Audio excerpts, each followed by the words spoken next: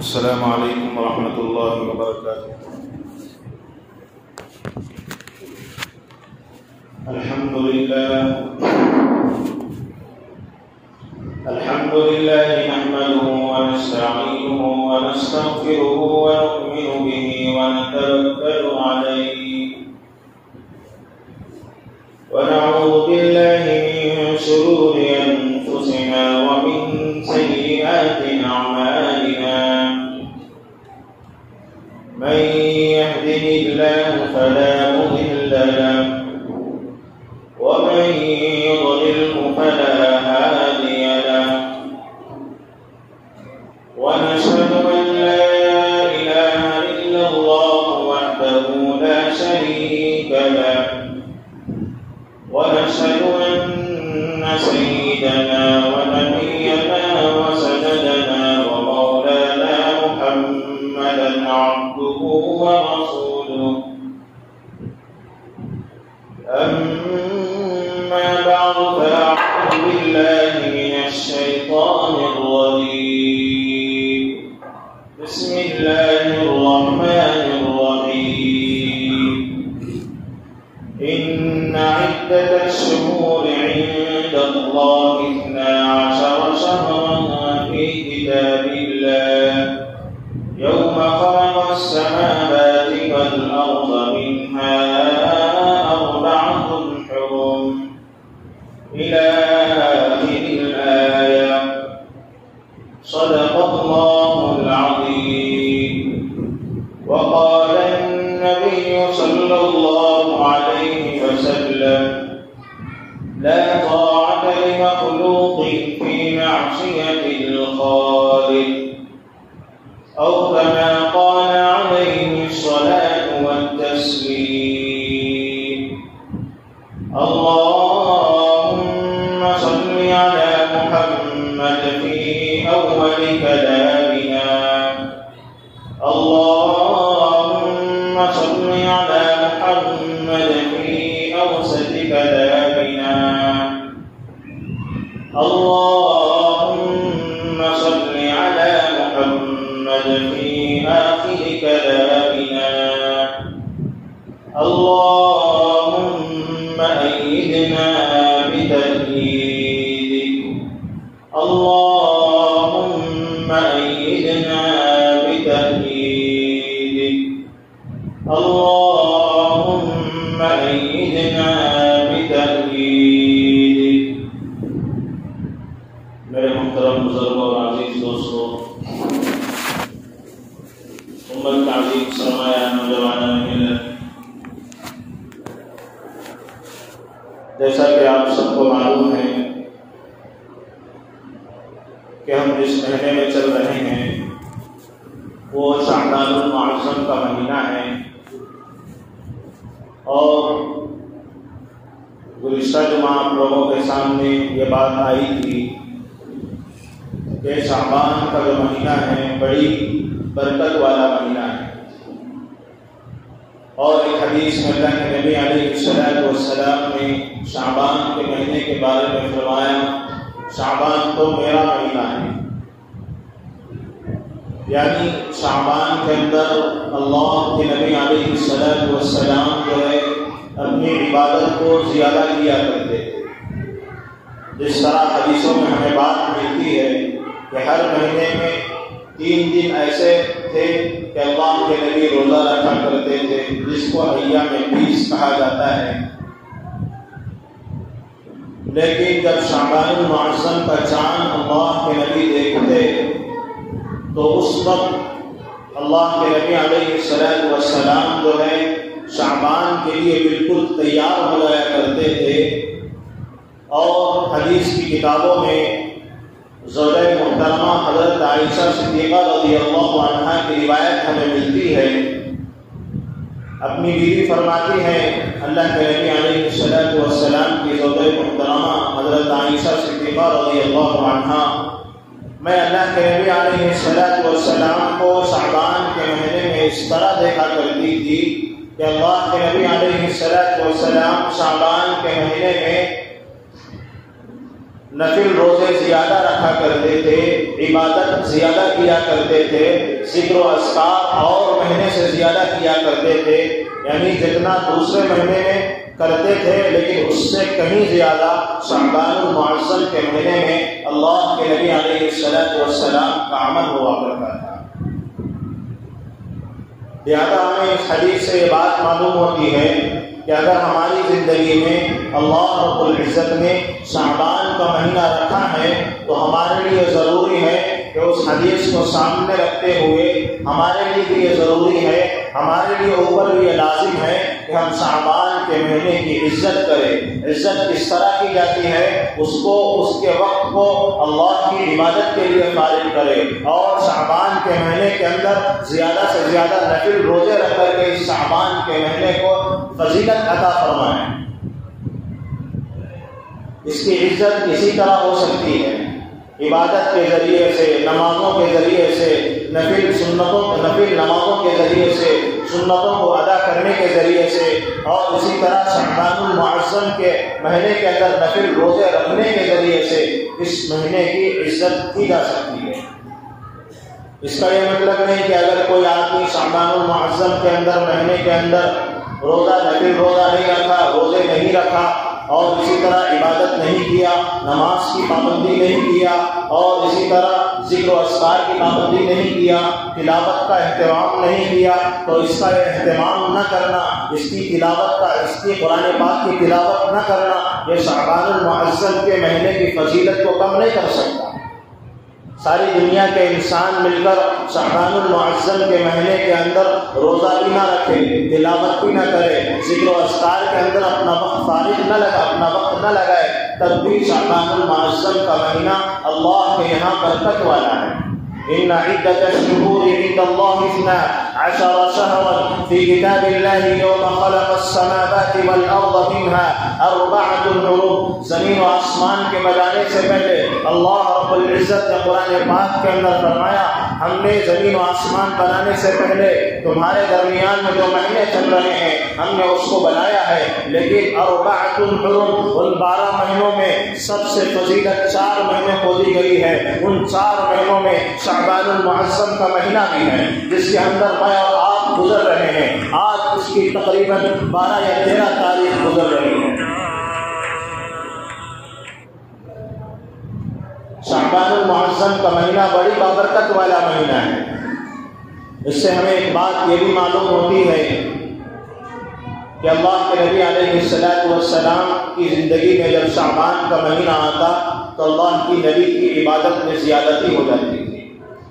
آج ہم اپنے ماحول کے اعتبار سے دیکھیں کہ جب ہماری زندگیوں میں شعبان کا مہینہ آتا ہے ہمارے پاس عبادت زیادہ نہیں ہوتی، ہمارے پاس مسجدیں نہیں بھرتی، ہمارے پاس جو ہے قرآن پاک کی تلاوت نہیں ہوتی، بلکہ اس کے مقابلے میں کام زیادہ ہوتے ہیں۔ کیوں؟ آئندہ رمضان کا مہینہ آنے والا ہے، آئندہ رمضان کے مہینے میں رمضان کی تیاری کپڑوں کے ذریعے سے کرنا ہے، آئندہ مہینے میں عید آنے والی ہے، اس کی تیاری شاپنگ کے طریقے سے کرنی ہے، اس کی تیاری نئے کپڑے سلانے کے طریقے سے اس کی تیاری ہوتی ہے۔ لیکن میرے اور آپ کے نبی کی زندگی کو دیکھیے، شعبان کا مہینہ آتا تھا اس لیے تیاری کرتے تھے کہ آئندہ آنے والا مہینہ شعبان المعظم کے بعد رمضان المبارک کا مہینہ ہے، جس کو قرآن پاک نے پارے نمبر 2 کے اندر فرمایا شہر رمضان الذی انزل فیہ القرآن ھدی للناس۔ ہم نے بابرکت مہینے کے اندر قرآن پاک کو نازل فرمایا، یعنی رمضان کے مہینے کے اندر انسانوں کی ہدایت کے لیے قرآن پاک کو رمضان کے مہینے کے اندر نازل فرمایا۔ اللہ کے نبی علیہ السلام کو جو نظریہ تھا رمضان کے مہینے کی عزت شعبان سے شروع کیا کرتے تھے، لیکن آج ہمارے ماحول کے اندر دیکھیں ہماری جو شاپنگ ہو رہی ہے وہ رمضان کی عید کو دیکھ کر کے ہو رہی ہے، ہمارا جو طرز بدل رہا ہے، ہمارے کاموں کے اندر جو بڑھوتری ہو رہی ہے، رمضان کی عید کے اندر نئے کپڑے پہننے کے لیے آج سے ہی شعبان سے ہی اس کی تیاریاں شروع ہو رہی ہے۔ لیکن میرے نبی نے امت کو یہ سبق نہیں دیا کہ شعبان سے تم کمانا شروع کر دو، شعبان سے تم نئے کپڑے سلانا شروع کر دو، شعبان سے تم اپنی مسجدوں کو سجانا شروع کر دو۔ لیکن میرے نبی کی تاریخ اٹھا کر کے دیکھو، احادیث کو کنگال کر کے دیکھو، ذخیرہ حدیث میں ورق کھنگال کر کے دیکھو، تاریخ کے سینے میں اپنی نظر ڈال کر کے دیکھو، نبی کی سیرت ہمیں یہی ملے گی۔ شعبان کے مہینے کے اندر اللہ کے نبی علیہ الصلوۃ والسلام رمضان کا انتظار کیا کرتے تھے، کس طرح روزہ رکھا جائے، کس طرح تراویح پڑھی جائے، کس طرح قرآن پاک سنا جائے، کس طرح قرآن پاک کی تلاوت کی جائے، رمضان کے اندر میں کس طرح اللہ کے یہاں اپنے گناہوں کی معافی کرا سکوں۔ لیکن آج ہمارے اندر یہ چیز موجود نہیں ہے، ہمارے اندر یہ چیز موجود نہیں ہے۔ اگر ہے تو نئی شاپنگ بھی موجود ہے، اگر ہے تو نئے کپڑے پہننے کی شوق ہمارے پاس موجود ہے، اور عید کے دن ایک سے ایک ٹاپ سے ٹاپ کپڑا سلا کر کے سامنے والے کو نیچا کرنے کی شوق ہمارے پاس موجود ہے۔ اگر نہیں ہے تو نبی کی سیرت اپنانے کے پاس ہمارے پاس وقت نہیں ہے، اگر نہیں ہے تو شعبان کی عزت کرنے ہمارے پاس وقت نہیں ہے، شعبان المعظم کے اندر نفل روزے رکھنے کے لیے ہمارے پاس ٹائم نہیں ہے۔ الغرض میرے عزیز دوستو، اللہ کے نبی علیہ الصلوۃ والسلام کی سیرت کو دیکھا جائے اور موجودہ حالات کو دیکھا جائے، میری زندگی کے اندر کیا نبی کے طریقے پر میری زندگی چل رہی ہے یا نہیں ہے؟ کیا میرے نبی کی زندگی میں شعبان کا مہینہ آیا ہے یا نہیں آیا ہے؟ اگر آیا ہے تو میرے نبی نے شعبان کے مہینے کو کس طرح گزارا ہے؟ میرے نبی نے شعبان کے مہینے کے اندر کون سا عمل کیا ہے؟ میرے نبی نے شعبان کے مہینے کے اندر کون سی حدیث ارشاد فرمائی ہے؟ کیا میں نبی کا غلام نہیں ہوں؟ کیا میں نبی کی زندگی نبی کی امت کے اندر نہیں ہوں؟ کیا یہ میرے لیے ضروری نہیں ہے؟ کیا میں نبی کا کلمہ پڑھنے والا نہیں ہوں؟ کیا میں صرف جمعہ کا مسلمان ہوں؟ کیا میں عید کا مسلمان ہوں؟ کیا میں رمضان کا مسلمان ہوں؟ کیا میں صرف نماز جنازہ کے اندر شریک ہونے والا ایک مسلمان ہو؟ سوچنے کی بات ہے، غور و فکر کرنے کی بات ہے میرے عزیز دوستو۔ ہم صرف رمضان کے مسلمان نہیں ہیں، صرف ہم جمعہ کے مسلمان نہیں ہیں، صرف نماز جنازہ پڑھنا، نماز جنازہ ہم پر ضروری نہیں ہے، بلکہ میرے عزیز دوستو صبح کی فجر سے لے کر عشاء تک ہمارے اوپر نماز فرض ہے۔ ایک سال سے لے کر دوسرے سال تک کے جتنے اندر فرض آتے ہیں وہ تمام کے تمام، بلکہ جب سے بچہ بالغ ہوتا ہے 15 سال کی عمر سے لے کر آخری سانس تک جو نماز اس کی زندگی میں آتی ہے وہ تمام نمازیں سب اس کے اوپر فرض ہوتی ہے۔ تمام ہم مسلمانیت میں داخل ہے، ہم صرف جمعہ کے مسلمان نہیں ہیں، ہم رمضان کے مسلمان نہیں ہیں، صرف ہم شعبان کے مسلمان نہیں ہیں، ہم رمضان مبارک کے اندر شب قدر کے مسلمان نہیں ہیں، شعبان کے اندر شب برات کے مسلمان نہیں ہیں، رجب کے اندر شب معراج کے مسلمان نہیں ہیں، بلکہ ہم ماں باپ ماں کے پیٹ سے مسلمان بن کے پیدا ہوئے ہیں۔ ہمارے لیے ضروری ہے قبر کے گڑھے کے اندر جب تک ہم چلے نہ جائے ہمارا طریقہ نبی کی زندگی کے مطابق ہو، ہماری سنت نبی کی سنت سے ملتی ہو، ہمارا طرز عمل نبی کی سنت سے ملتا ہو، نبی کے طرز عمل سے ملتا ہو۔ اسی لیے میرے نبی نے فرمایا اگر تم کامیاب ہونا چاہتے ہو میرے طریقے کو دیکھو، اگر تم کامیاب ہونا چاہتے ہو میرے صحابہ کے طریقے کو دیکھو، اگر تم کامیاب ہونا چاہتے ہو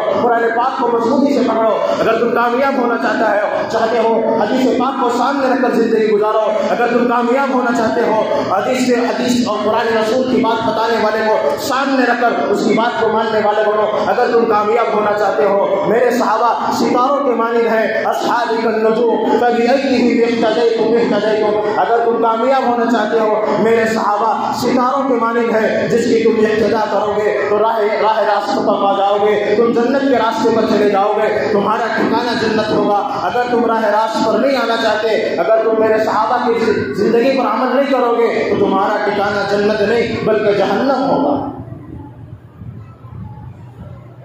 الغرض میرے عزیز دوستو، ہماری زندگی کے اندر شعبان کا مہینہ آیا ہے،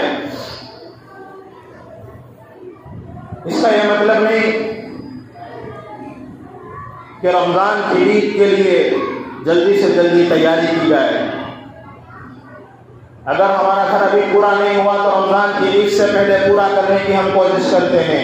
اگر ہمارے پاس کوئی کپڑا نہیں سلا ہے، کوئی جوڑا نہیں سلایا گیا ہے تو اس کو سلانے کے لیے جلدی کی جاتی ہے، لیکن میرے نبی کے طریقے کو دیکھیے، میرے نبی کے طریقے کو اپنی زوج محترمہ میری اور آپ کی امی حضرت عائشہ صدیقہ رضی اللہ عنہا فرماتی ہے، قربان جائیے حضرت عائشہ صدیقہ رضی اللہ عنہا پر، انہوں نے اللہ کے نبی کی ایک انوکھی سنت امت کے سامنے رکھی۔ فرمایا جب نبی کی زندگی میں شعبان کا مہینہ آتا تھا میں اپنی آنکھوں سے دیکھتی میرے لفظ جگر کو، میرے نور نظر کو، میرے شوہر کو میں دیکھتی کہ غیر مہینوں سے زیادہ شعبان کے مہینے میں نفل روزے رکھا کرتے تھے۔ کہاں گئی وہ نبی کی سنت جو ہم نبی کے غلام ہونے کا دعویٰ کرتے ہیں، نبی کی امت میں پیدا ہوئے ہیں، لیکن نبی کی سنت کو ادا کرنے کے لیے ہمارے پاس وقت نہیں ہے۔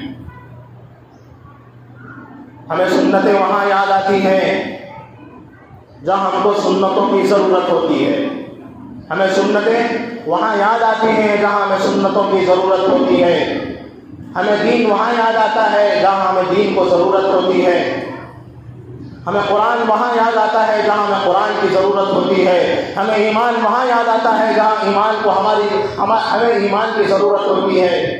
میرے عزیز دوستو، ضرورت کے لیے ایمان نہیں ہے، ہماری ضرورت کے لیے قرآن نہیں اتارا گیا، بلکہ تمام انسانیت کے لیے قرآن اتارا گیا ہے. ہماری تمام رہبری قرآن پاک کرے گا، حدیث پاک کرے گی، لیکن ہماری ضرورت کے مطابق قرآن کو استعمال کرنا نہیں ہے، حدیث کو استعمال کرنا نہیں ہے، نبی کے طریقے کو استعمال کرنا نہیں ہے، نبی کی سنت کو استعمال کرنا نہیں ہے، بلکہ نبی کی سنت کے طریقے کو دیکھتے ہوئے اپنی زندگی کو بنانا ہے، نبی کے قرآن کو دیکھتے ہوئے اپنی زندگی بنانا ہے، اپنی سنت کو بنانا ہے. الغرض میرے عزیز دوستو، اور اسی کے اندر شعبان المعظم کے اندر ایک رات آنے والی ہے جس کو ہم سب جانتے ہیں، شب برات. شب کہتے ہیں رات کو، یہ فارسی لفظ ہے. شب کہتے ہیں رات کو، برات کہتے ہیں نجات پانے والے کو یا نجات دلانے والے کو. اب اس دونوں کو ملائیں گے، شب برات، نجات دلانے والی رات. کیا ہوا اس کا معنی؟ نجات دلانے والی رات. یہ رات کون سی ہے جو آنے والی ہے؟ اتوار کی رات میں شب برات، نجات دلانے والی رات، گناہوں سے نجات دلانے والی رات. اگر کوئی شراب کا عادی ہے، اگر اس رات میں اللہ کے سامنے یہ وعدہ کرے اور ندامت کے ساتھ اللہ کے سامنے آنسو بہاتے ہوئے یہ وعدہ کرے، یہ پکا ارادہ کرے کہ میں آئندہ نہیں پیوں گا، تو اللہ رب العزت اس کی توبہ کو بھی قبول فرمائے. یہ رات جو ہے نجات والی ہے، شب برات نجات والی ہے. اس لیے ہمیں چاہیے کہ اس رات کے اندر اپنے آپ کو عبادت میں لگائیں. اور اس رات کے اندر 8 لوگ ایسے ہیں جن کی مغفرت نہیں ہوتی. اس رات کی بہت ساری فضیلتیں ہیں، اس رات کی بہت ساری فضیلتیں آپ لوگ وقتاً فوقتاً سنے ہوں گے یا سن رہے ہوں گے یا سن چکے ہوں گے. لیکن میں آپ لوگوں کے سامنے 8 لوگوں کے بارے میں بیان کرنے کے لیے لے کر آیا ہوں. 8 لوگ ایسے ہیں جن کی ایسی بابرکت والی رات میں بھی، نجات والی رات میں بھی مغفرت نہیں کی جاتی، ان کی بخشش اس رات میں بھی نہیں کی جاتی. جبکہ حدیث میں آتا ہے، اللہ کے نبی علیہ الصلوۃ والسلام نے ارشاد فرمایا، جب شب برات کی رات ہوتی ہے تو اللہ رب العزت آسمان دنیا پر آ جاتے ہیں اور آ کر کے بندوں سے خطاب کر کے کہتے ہیں، ہے کوئی رزق مانگنے والا، میں اس کے رزق میں بڑھوتری کر دوں. ہے کوئی گناہوں کی معافی مانگنے والا، میں اس کے گناہوں پر صفایا کر دوں.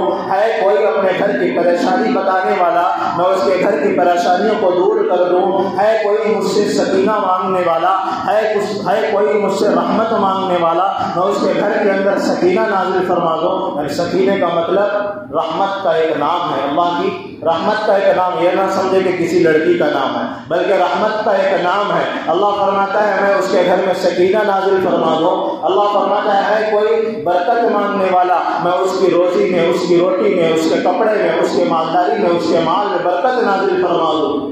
ایسی زبردست رات میں جب آسمان دنیا پر رب ہوتا ہے، ایسا اعلان ہو رہا ہوتا ہے، لیکن 8 ایسے قسم کے بدقسم لوگ ہیں، بدبخت لوگ ہیں، نالائق لوگ ایسے بھی ہیں دنیا کے اندر. ان کی 8 لوگوں کی اللہ رب العزت ایسی بابرکت رات میں بھی مغفرت نہیں فرماتے. وہ کون لوگ ہیں؟ سب سے پہلا آدمی وہ ہے جو مشرک ہے، جو کافر ہے. جب تک کہ وہ شرک کو نہ چھوڑ دے، جب تک کہ وہ شرک کو چھوڑ کر اللہ کی وحدانیت کے اندر، اللہ کی توحید کے اندر نہ آ جائے، اللہ رب العزت اس رات کے اندر بھی اس کی مغفرت نہیں فرماتے. اگر کوئی آدمی مشرک تھا، اسلام میں داخل ہو گیا، کلمہ پڑھ لیا، تو اللہ رب العزت سے امید ہے کہ اللہ اس کے پورے گناہوں کو معاف کر دے گی. جیسا کہ آپ صحابہ کی زندگی اٹھا کر دیکھیے، اللہ کے صحابہ بھی جو پہلے کیا تھے، یعنی قرآن کو نہیں مانتے تھے، لیکن جب قرآن آ گیا، حدیث کی باتیں آ گئی، اللہ کے نبی کی زندگی کو دیکھا تو کیا کیا، اپنی زندگی کی پٹری کو چینج کیا، تو اللہ نے فرما دیا ہم نے تمہارے سب پہلے گناہوں کو تمام معاف کر دیا ہے۔ معاف کر دیا نہیں کر دیا؟ حضرت عمر کے گناہ، حضرت ابو بکر کے گناہ، حضرت عثمان غنی رضی اللہ عنہ کے گناہ، حضرت علی تو چھوٹے تھے، اس طرح جو بڑے بڑے صحابہ تھے، بعد میں تو اللہ کے نبی آئے، ان کی زندگی جو کفر میں گزری، اللہ رب العزت نے ایمان لانے کی وجہ سے ان کے گناہ کو کیا کر دیا، معاف کر دیا۔ اسی طرح موجودہ زمانے میں بھی اگر کوئی بندہ مسلمان ہوتا ہے مشرک، تو اللہ رب العزت اس کے گناہوں کو کیا کرتے ہیں، پہلے کے گناہوں معاف کر دیتے ہیں۔ دوسرا وہ بندہ جو شب برات کے اندر بھی اس کی مغفرت نہیں کی جاتی، دل میں بغض رکھنے والا، دل میں دشمنی رکھنے والا، عداوت رکھنے والا، حسد رکھنے والا، جلن رکھنے والا، سامنے والے سے دشمنی رکھنے والے کی بھی اس رات کے اندر پھر مغفرت نہیں ہوتی۔ کتنی بڑی بات ہے۔ آج ہماری زندگی کے اندر ہم دیکھیں کہ ہمارا دل ایسا ہے، آئینے کی طرح پاک ہے، یا نالی کے اندر جو کیڑے مکوڑے اور گندگی ہوتی ہے، اس طرح ہمارا دل ہے۔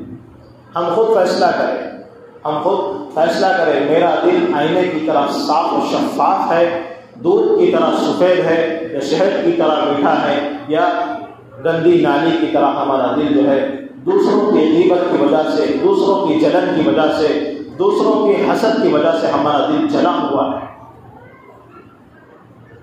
ہم خود سوچیں کہ ہمارا عمل کتنا ہے، کیا ہمیں چاہیے کہ اس رات کے اندر اللہ کی مغفرت ہمارے اندر شامل نہ ہو؟ ضروری ہے، اس لیے اپنے دلوں کو صاف رکھنا چاہیے۔ ایک مرتبہ اللہ کے نبی مسجد نبوی میں تشریف فرما تھا، ایک صحابی رسول آئے، چند صحابہ اللہ کے نبی کی خدمت میں بیٹھے ہوئے تھے۔ اللہ کے نبی نے فرمایا جو صحابی اب آنے والا ہے وہ جنتی ہے۔ صحابہ سب جو ہے گیٹ کی طرف دیکھنے لگے۔ ایک صحابی رسول آئے، نماز پڑھے اور کام کیے چلے گئے۔ دوسرے دن پھر اللہ کے نبی کے سامنے لوگ بیٹھے ہوئے تھے، صحابہ بیٹھے ہوئے تھے، پھر اللہ کے نبی بولے ایک آدمی آئے گا وہ جنتی ہوگا۔ تو اللہ کے نبی پھر گیٹ کی طرف دیکھنے لگے، تمام صحابہ جو گیٹ کی طرف دیکھنے لگے۔ دوسرے دن تو وہی صحابی جو پہلے دن آئے تھے وہی صحابی دوسرے دن بھی آئے، اپنا کام کیے، مسجد سے باہر چلے۔ پھر تیسرے دن مسجد میں اللہ کے نبی صحابہ کو لے کر بیٹھے تھے، تو اللہ کے نبی نے فرمایا ایک آدمی آئے گا وہ جنتی ہوگا۔ تو تمام صحابہ جو بھی گیٹ کی طرف دیکھنے لگے، وہ کون صحابی ہے، کون آدمی ہے؟ تو تیسرے دن بھی وہی صحابی رسول مسجد میں داخل ہوئے، اپنا کام کیے، مسجد سے باہر چلے گئے۔ تو اس کے اندر ایک صحابی رسول تھے جو سامنے بیٹھے ہوئے تھے اللہ کے نبی کی خدمت میں، ان کو رشک پیدا ہوا کہ یہ کون سا عمل ہے جس کی وجہ سے اللہ کے نبی یہ فرما رہے ہیں کہ یہ صحابی رسول، یہ آدمی، یہ انسان، یہ بندہ جنتی ہے، جس کے اوپر جنت واجب ہے، یہ کون سا عمل کر رہا ہے؟ لہذا رات کا وقت تھا، ان کے گھر جا کر دستک دی۔ جو صحابی رسول 3 مرتبہ آئے تھے مسجد کے اندر، ان کے گھر کو جا کر کے بتا دیا کہ ہمارے گھر میں تھوڑا گڑبڑی ہو گئی، میں باپ سے جو ہے انبین ہو گیا ہے۔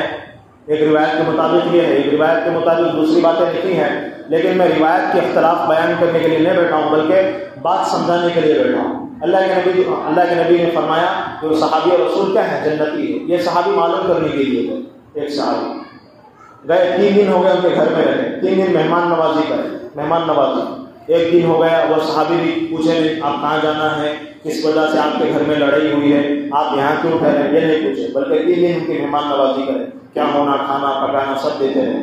ایک دن ہو گیا، 2 دن ہو گئے، 3 دن ہو گئے، تو وہ صحابی رسول جو ان کے گھر مہمان بن کے گئے تھے وہ اٹھ کر کے واپس آنے لگے کہ کون سا بھی عمل ان کا ایسا نہیں ہے جو خاص عمل ہو۔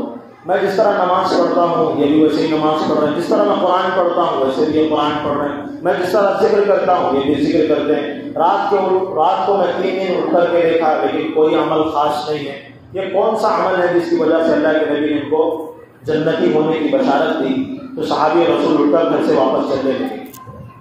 تو وہ صحابی جو گھر والے صحابی تھے جن کے بارے میں اللہ کے نبی نے فرمایا تھا یہ جنتی صحابی ہیں، تو انہوں نے آواز دی اے صحابی رسول، ہے میرے بھائی رک جاؤ، ہمارے گھر کیوں آئے ہیں اور کیوں چلے جاتے ہو؟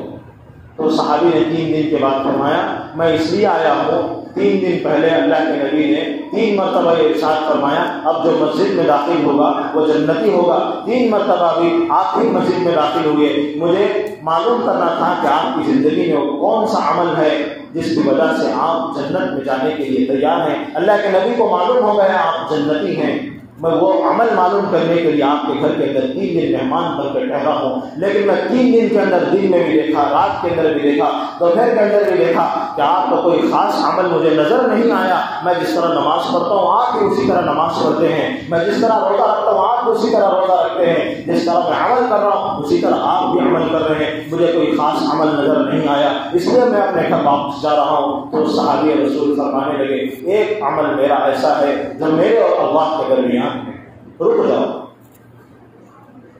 یہ بات بتانے کے لیے میں واقعہ بتایا، ایک عمل ایسا ہے میرے اور اللہ کے درمیان میں ہے، جب اللہ کے نبی آپ کو بتائے ہیں، آپ میرے گھر مہمان بن کر 3 دن ٹھہرے ہیں، آپ کو وہ بات معلوم نہیں ہوئی ہے، معلوم کر کے چلے جاؤ۔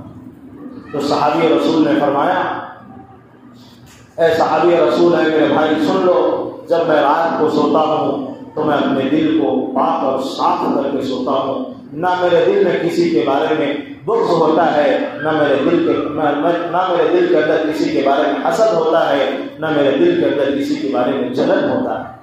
یہی وہ عمل ہے جس کی وجہ سے میں جنت کی بشارت اللہ کے نبی نے آپ کے سامنے دی ہے۔ ایسا بابرکت عمل ہماری زندگیوں کے اندر نہیں ہے۔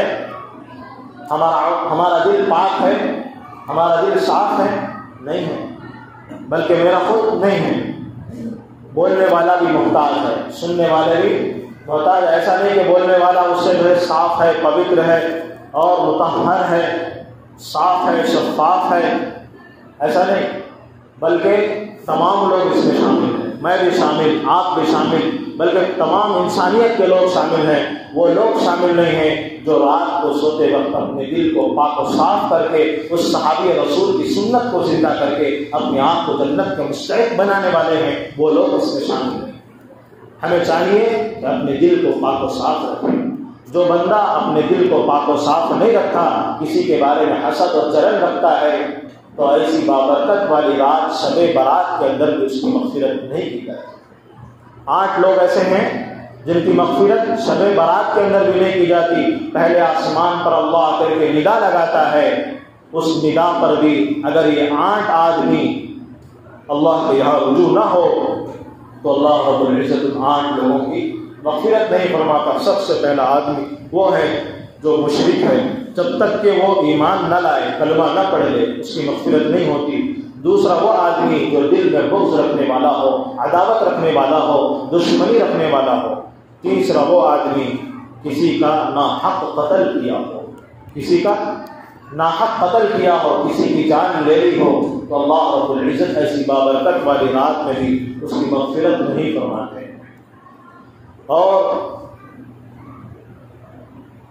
اور 5 لوگ ہیں انشاءاللہ آئندہ جو اتوار کی رات آنے والی ہے شب برات، اس کے اندر کنٹینیو بیان کیا جائے گا۔ آپ حضرات سے گزارش ہے کہ شب برات کی عشاء کی نماز اس مسجد کے اندر ٹھیک 10 بجے ادا کی جائے گی۔ آپ لوگ وقت سے پہلے آنے کی کوشش کریں۔ اللہ رب العزت سے دعا ہے کہ اللہ تبارک و تعالی ہم سب کو شعبان المعظم کی عزت اور احترام کرنے کی توفیق نصیب فرمائیں، اور اس کے اندر زیادہ سے زیادہ نفل روزے بھی رکھنے کی توفیق نصیب فرمائیں۔ آمین ثم آمین۔ وآخر دعوانا الحمد للہ رب العالمین۔